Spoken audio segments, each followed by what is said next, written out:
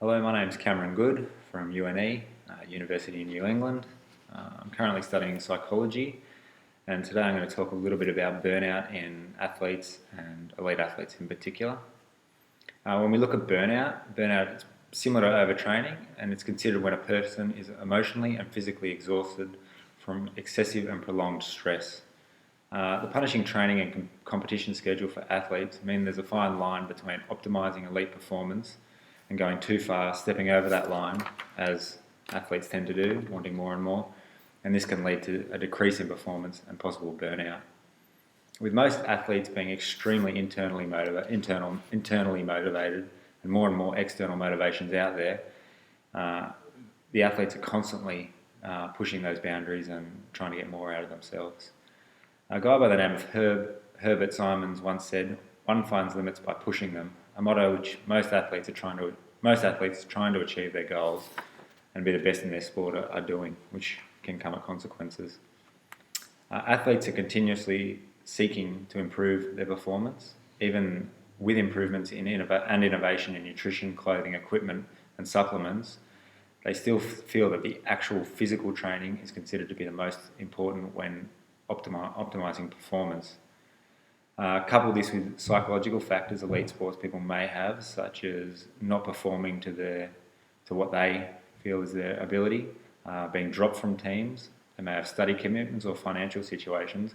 All these are added stresses, and these added stresses can prevent the athlete from adapting to the physical stresses of day-to-day commitments and can possibly lead to burnout. A person may be suffering from burnout when they feel overwhelmed and unable to meet the demands of training. The athlete might be confused with this as the loss of motivation, because they still really want to do well and achieve their goals, and they do really love the sport. They're just emotionally and physically exhausted. Burnout does not happen overnight, and a lady by the name of Galen Clues came up with an analogy of a car with a small leak in its engine. The initial drips being maybe not recovering from your training sessions or competitions, not getting enough sleep.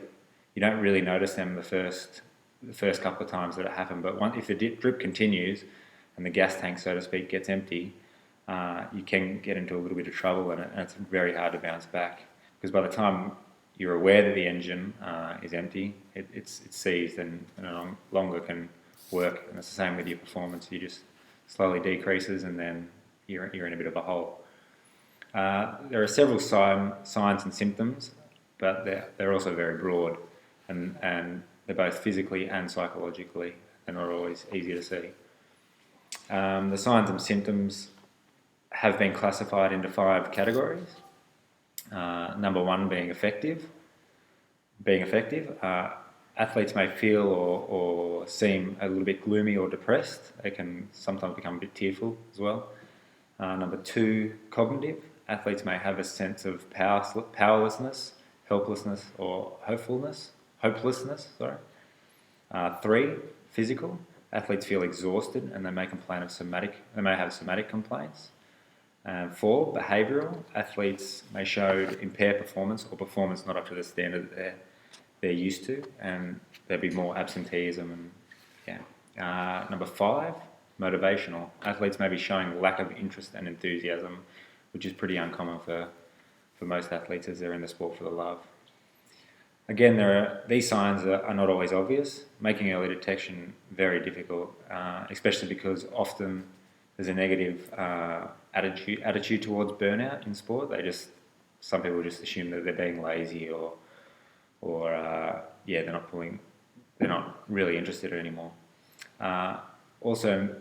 Athletes may not necessarily notify anyone, as their love for the sport is still there, and they might just feel ashamed that they're pulling out. Most people think that athletes have an awesome lifestyle, so to complain about it wouldn't be seen to be good, I guess.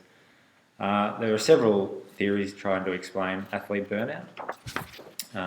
These include the cognitive affective stress model.